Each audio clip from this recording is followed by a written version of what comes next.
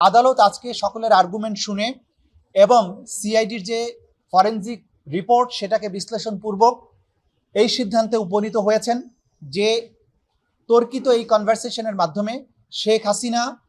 বাংলাদেশে তার বিরুদ্ধে দায়েরকৃত মামলার বাদী, সাক্ষী এবং তদন্তকারী কর্মকর্তা সহ যারাই বিচার প্রক্রিয়ার সাথে জড়িত তাদেরকে হত্যা করা, বাড়িঘর জ্বালিয়ে দেওয়া এবং নানানভাবে তাদেরকে থ্রেটেন করেছেন, যেটা আন্তর্জাতিক অপরাধ ট্রাইব্যুনালের আইন 1973-এর 11-4 ধারা অনুযায়ী এই ট্রাইব্যুনালের বিচারাধীন প্রক্রিয়াকে প্রেজুডিস করার অপরাধ।